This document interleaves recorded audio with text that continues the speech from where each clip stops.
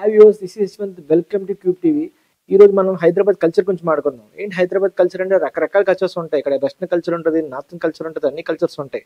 Love culture కూడా ఉంటుంది, అలాగే డేటింగ్ కల్చర్ కూడా ఉంటుంది. ఇప్పుడు కొత్త కల్చర్ వచ్చింది, ఏంటి తెలుసా? Co living culture.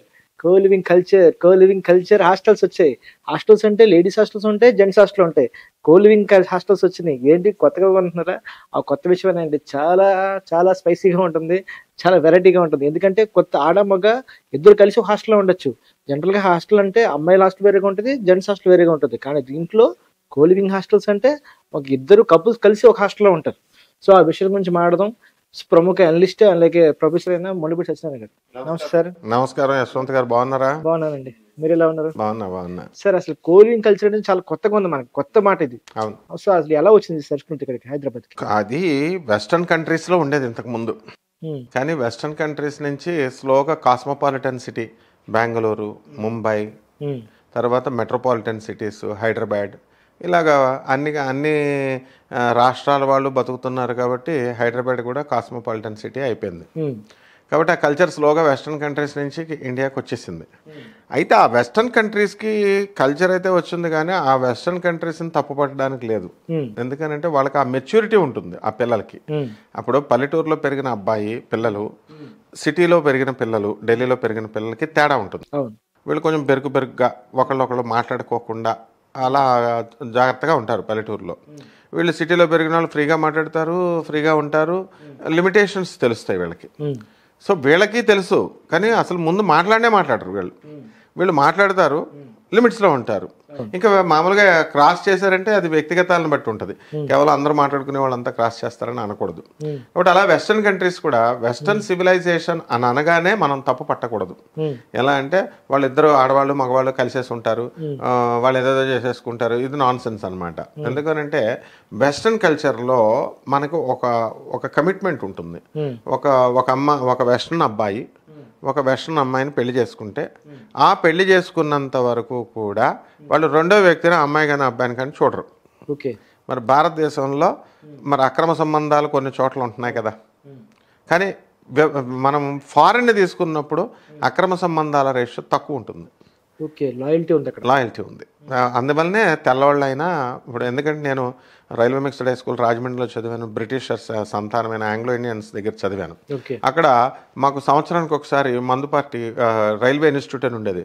లోపల క్రిస్మస్ రోజున డ్యాన్స్ చేసేవారు, ఇలా పట్టుకుని ఇలాగా తాగుతూ డ్యాన్స్ చేస్తుంటే ఇదేంట్రా బాబు అనుకొని నేను చూసేవాడిని. ఏంటి ఎవరి ఇష్టం వచ్చిన వాళ్ళు నాలుగు పట్టేసుకుంటున్నారంటే వాళ్ళ పిల్లలు నాలుగు పట్టుకునేవారు. అంటే అక్కడ లాయల్టీ ఉంది. తర్వాత రెండవది వెస్ట్రన్ కంట్రీస్లో ఏంటంటే వాళ్ళకి సెక్స్కి ప్రాధాన్యత అనేది ఇప్పుడు ట్రెండ్ మారింది కదా. ఇప్పుడు కలియుగం కామయుగం అయిపోయింది. అమెరికాలోనూ కామయుగమే, ఇక్కడ కామయుగమే. సో ఇప్పుడు ఏమైపోయిందంటే ఈ అమెరికాలో వాళ్ళు ఫస్ట్ లివింగ్ ఇన్ రిలేషన్ ఎలా వచ్చిందంటే ఫస్ట్ మనం డైరెక్ట్ సెక్స్కి వెళ్ళిపోదాం, ఆ తర్వాత మనం బాగుంటే మన ఇద్దరికి కనుక రుచించినట్లయితే మనం అది కంటిన్యూ చేసుకుని పెళ్ళికి వెళ్దాం. అలా కాకుండా పెళ్లికి ముందు చేసుకుని తర్వాత సెక్స్కి వెళదాం అనేది మనం బాగోకపోతే, అందువలన ఈ గోలంతా ఎందుకు డైవర్స్ అని చెప్పి కొంచెం ఎక్స్పాన్షన్ అండ్ ఎక్సైటెడ్ స్టేట్లోకి వెళ్ళిపోయారు. ఇప్పుడు మనము ఒక ఎలక్ట్రాన్ తీసుకుంటాం, దాన్ని గ్రౌండ్ స్టేట్లో ఉంది, దాన్ని ఎక్సైటెడ్ అంటే సాగదీసాం అనమాట. అలాగే వీళ్ళు ఏం చేశారంటే సెక్స్ని ఎక్సైటెడ్ స్టేజ్లోకి తీసుకెళ్ళిపోయి పోనే ఏమైనా వీళ్ళు ఏమైనా స్పెషల్గా సాధించేస్తారా ఈ వైట్ వాళ్ళు అంటే ఏముండదు అక్కడ. మళ్ళీ వాళ్ళు కూడా టోటల్లీ అన్ఫిట్.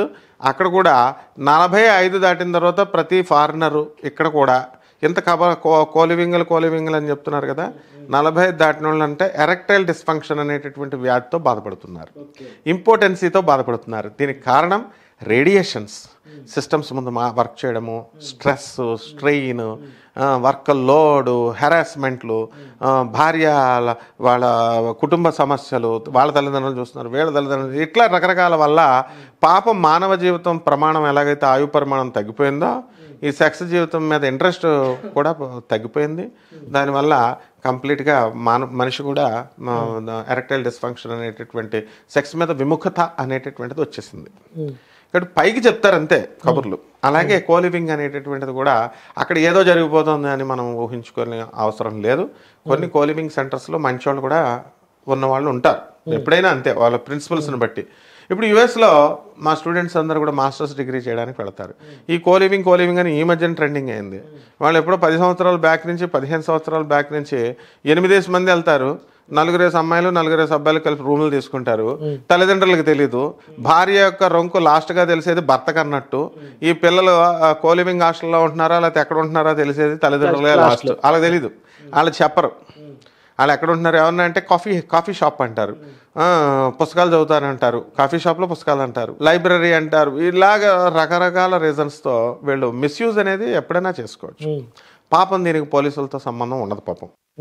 అందువల్ల సుప్రీంకోర్టు అనేటటువంటివి ఇవన్నీ ఎలాగ ఇచ్చినాయి అంటే సైటేషన్స్ ఒక మంచి కోసం ఇస్తారు. మనిషికి హక్కులు, నీ హక్కులు నీకు ఉన్నాయి, నువ్వు ప్రివిలేజ్ నువ్వు తీసుకో, సద్వినియోగం చేసుకో, ఆడమగ మంచిగా కలిసి మాట్లాడుకోండి.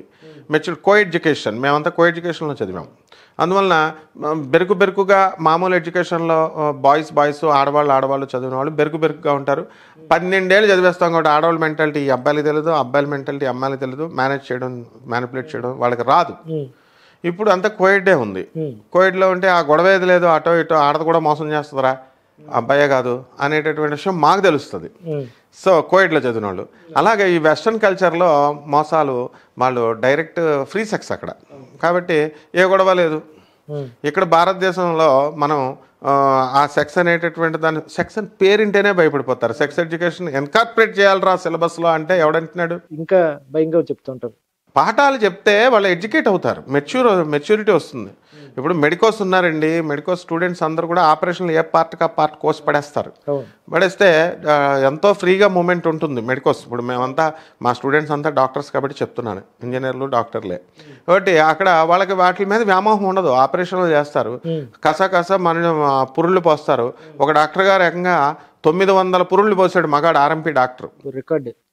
మనూరు సైడే, రాజమండ్రి దగ్గర, పల్లెటూరు నుంచి వచ్చిన డాక్టర్, కొవ్వూరు దగ్గర. నేను అడిగా అదేంటండి మీరు ఎందుకు చేశారంటే, నేను నా బిడ్డలతో సమానం నాయన, నా తల్లితో సమానం, అందుకని అత్యవసర పరిస్థితుల్లో ఆ ప్రొఫెషన్కి రెస్పెక్ట్ ఇస్తాను అందుకని చేశాను అన్నాడు. మరి ఎథిక్స్ అంటే ఇక్కడ కోలివింగ్ చేయడం గొప్ప కాదు, వీళ్ళు ఏంటంటే అక్కడ ఎథిక్స్తో ఉండడం గొప్ప. కాకపోతే వీళ్ళంతా కూడా ఇప్పుడు డబ్బులు కలిసి వస్తాయనో షేర్ బేసిస్తో అలాంటి మంచి కాన్సెప్ట్స్తో ఈ హాస్టల్ మేనేజ్మెంట్ అనేటటువంటిది మనకి గవర్నమెంట్ ఇచ్చిన అవకాశాలతో వాళ్ళు పెట్టుకుంటారు. పాపం వ్యాపారం, వాళ్ళకి డబ్బులు రావాలి కదా అన్నట్టు పెడతారు. కానీ అది విష సంస్కృతిగా మార్చుకునేది మన చేతుల్లో ఉంటుంది. అది డెఫినెట్గా ఇండియన్ సివిలైజేషన్ అంటున్నారు. ఎక్కడ ఇండియన్ సివిలైజేషను? భారత సంస్కృతి ఎక్కడుంది? విడాకులు తీసుకోవడం భారత సంస్కృతా? అంటే 10 మందికి ఆర్భాటంగా పెళ్ళిళ్ళు చేస్తున్నారు, ఫంక్షన్ హాళ్ళు ఇవన్నీ పెట్టి 15 లక్షలు 20 లక్షలు కట్టి 10 పెళ్ళిళ్ళు ఆర్భాటంగా చేస్తే 10 పెళ్ళిళ్ళలో 8 మంది ఈ రోజున డైవర్స్ తీసుకుంటున్నారు. ఇది భారత సంస్కృత? విడాకులు ఎవరు తీసుకోమన్నారు?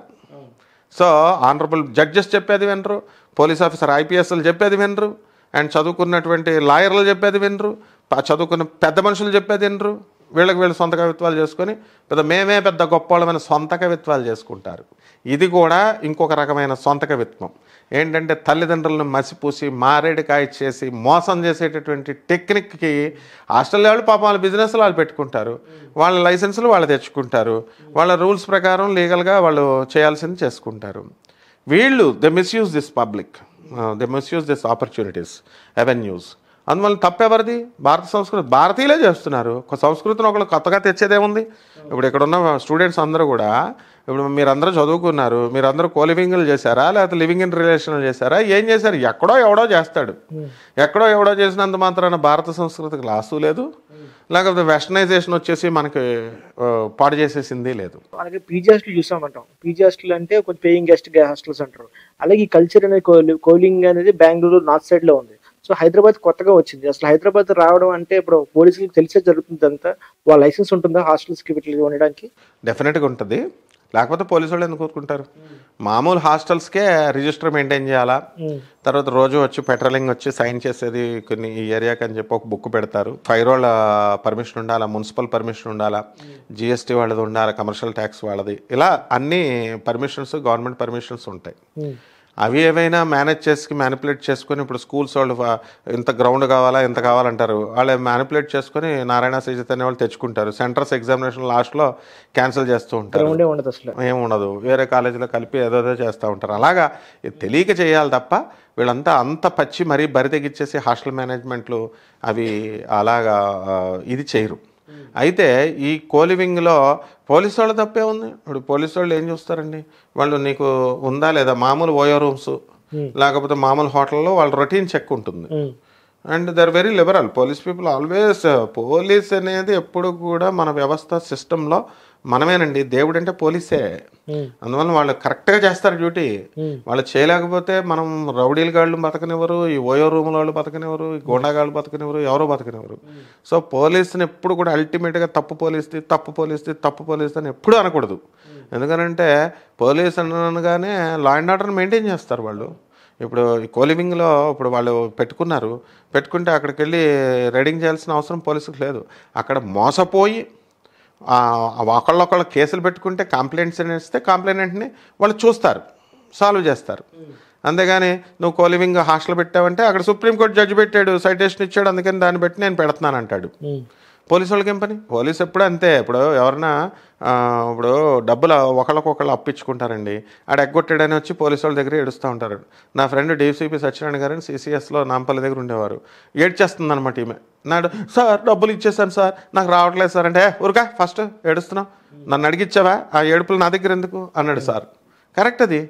వ్యాపారాలు చేసుకునేటప్పుడు ఇలా కోలివింగ్ హాస్టల్కి వీళ్ళే వెళ్తారు, పోలీసు వాళ్ళకి చెప్పి వెళ్తున్నారా, పోలీసు వాళ్ళు పర్మిషన్ తీసుకుని వెళ్తున్నారా? వీళ్ళ తల్లిదండ్రులుగా చెప్పట్లేదు, మోసాలు చేసేసి తల్లిదండ్రులకి చెప్పకుండా మేము ఎక్కడో లేడీస్ హాస్టల్లో ఉంటున్నాం. పిల్లల మీద అతి ప్రేమ వీళ్ళకి, వెళ్ళి మరి చెకింగ్ చేసుకోవాల్సిన పని పేరెంట్స్కి లేదా? దగ్గరకు వచ్చి చూడాలి కదా. ఒకవేళ ఏమైనా ఫోన్లు ఇదో ఒకటి పెద్దగా సఫిస్టికేటెడ్ టెక్నాలజీ అనమాట, ఫోన్లో అడుగుతారు, ఇది దాని ఫ్రెండ్ చేత మాట్లాడిస్తుంది, లేకపోతే ఆడి ఫ్రెండ్ చేత అంకుల్ ఇక్కడే ఉంటున్నారని చెప్పిస్తారు.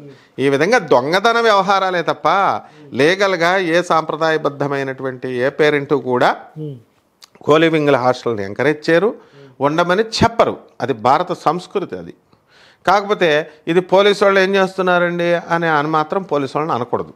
కారణం ఏంటంటే పోలీసుకి సంబంధమే లేదు. అది సుప్రీంకోర్టు ఇచ్చుకుంది ఆర్డరు, లివింగ్ రిలేషన్స్ ఉండొచ్చును, ఉండు, ఎవడొద్దు అన్నాడు.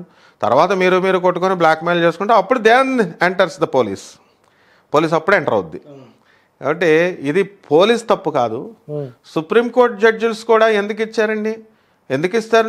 నీ right to education, right to speech, right to living, దాన్ని హక్కు కోసం నీ స్వచ్ఛందంగా నీ నువ్వు బతుకు, మంచిగా బతుకు, ఒకళ్ళ కంపల్షన్ అక్కర్లేదని మంచి ఉద్దేశంతో ఇస్తుంది కోర్టు తీర్పులు, ఆర్డర్లు. మరి దాన్ని మనం మనల్ని బతకమంటున్నారు కదా, లివింగ్ రిలేషన్ పెట్టుకోమనా? మరి ఇప్పుడు ఊరందరూ పెట్టుకుంటున్నారా? మరి ఇప్పుడు రైట్ టు లివింగ్, ఇప్పుడు ఇంతకుముందు ప్రాస్టిట్యూషన్ ఉండేది రెడ్ లైట్ ఏరియాలో, బాంబే ఇలాంటి పెద్దాపురం, రాజమండ్రి అటువంటి రెడ్ లైట్ మెరక వీధి, ఇసుక వీధి అని ఉండేవి. సో అప్పుడు అక్కడ ప్రాస్టిట్యూషన్ అనేది ఉండేది. రెడ్ లైట్ ఏరియా అనేవారు, అక్కడ ప్రాస్టిట్యూషన్ లైసెన్స్ ఉందనేవారు. మరి ఇక్కడ కాదు అది. అలాగే వేల్పూరు చక్కగా పెద్దాపురంలో కస్టమర్ వస్తే వాడిని ఇంట్లో మెంబర్ లాగా ఉంచి వారం రోజులు చేస్తారు, అది ఇదంటే ఈ సినిమా వాళ్ళు వెళ్ళేవారు, అది ఇదని అనేవారు. సో మరి అక్కడ దానికి లైసెన్స్లు ఉంటాయో ఉండవో మాకు చిన్నపిల్లలు అప్పుడు మాకు అర్థమయ్యేది కాదు. అప్పుడు ఉంది, మరి 50 సంవత్సరాల క్రితం ఉంది, అది ఇప్పుడే జరుగుతుంది. కాకపోతే సోఫిస్టికేటెడ్ పదాలు వచ్చినాయి. ఉంచుకోవడం అంటారు. గతంలో వ్యభిచారము, ఉంచుకోవడము, ప్రాస్టిట్యూషన్ పదాలని సోఫిస్టికేటెడ్గా మార్చి స్టైల్గా ఇంగ్లీష్ నేర్చుకున్నారు. కాబట్టి లివింగ్ అండ్ రిలేషన్ అంటున్నారు, కో లివింగ్ అంటున్నారు. అండ్ వెస్ట్రన్ ఏమన్నా అంటే తోసేయడమే వెస్ట్రన్ మీద. భారతదేశము ఎప్పుడూ కూడా వెస్ట్రన్ సివిలైజేషన్ని మనము గౌరవించాలి. ఎందుకని మనకు లైట్లు ఇచ్చిన వాళ్ళు అంటే మంచిగా చెప్పినట్లో, చెడు చెప్పినట్లో వెస్ట్రన్ సివిలైజేషన్ నీకు ఎవ్వడే ఆ ఇంగ్లీష్ నేర్పింది నీకు.